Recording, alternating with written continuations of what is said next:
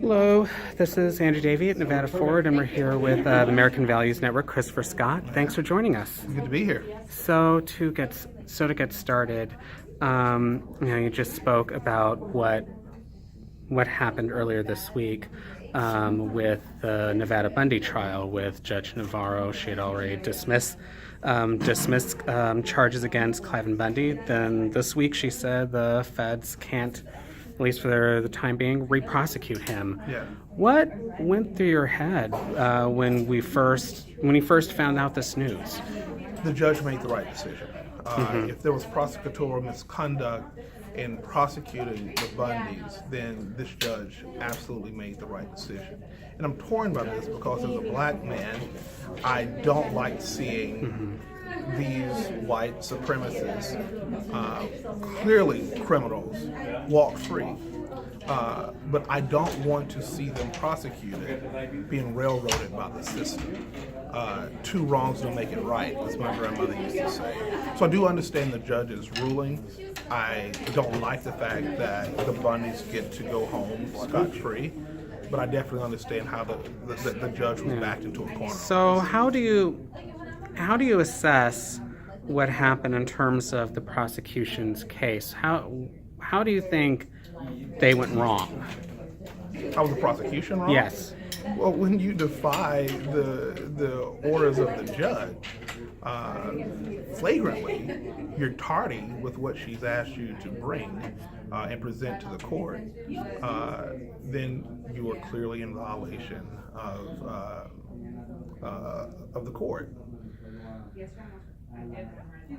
And I think there are a lot of folks out there who are still trying to make sense of it, because on one hand it would seem to some people like pretty close to open and shut in terms of the video footage from 2014. Exactly. So that's what makes it so odd that this seemed like an open and shut case, and the prosecution still bungled it.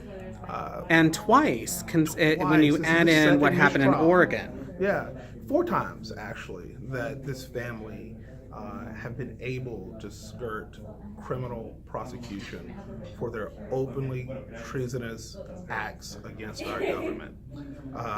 The type of message that sends is horrific.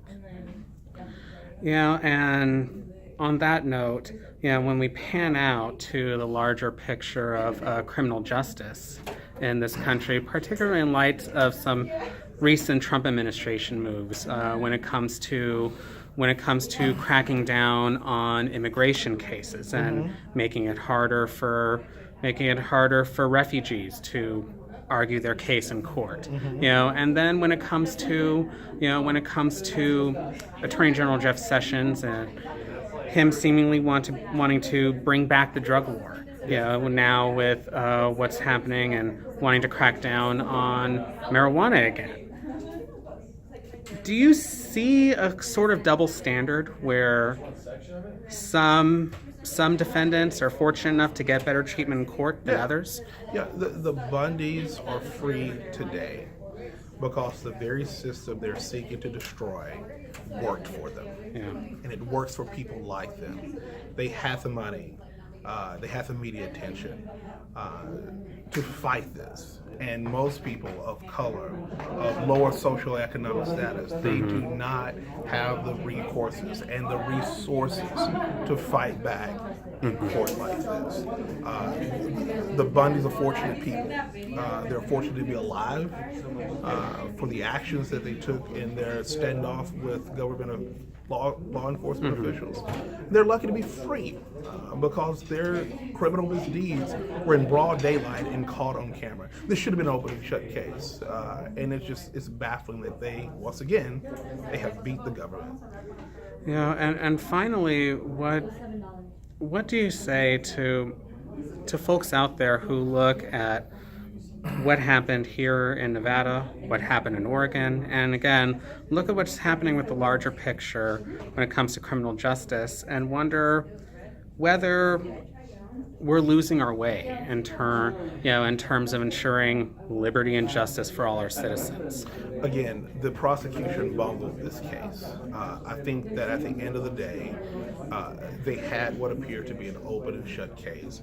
In terms of criminal justice, this should have been the culmination of putting these criminals behind bars, or at the very least, having them stand trial for these allegations against them. Are we losing our way?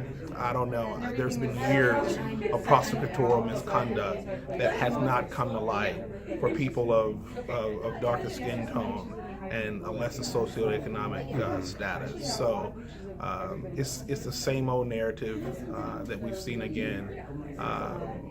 But this is a dangerous thing that happened this week. Yeah.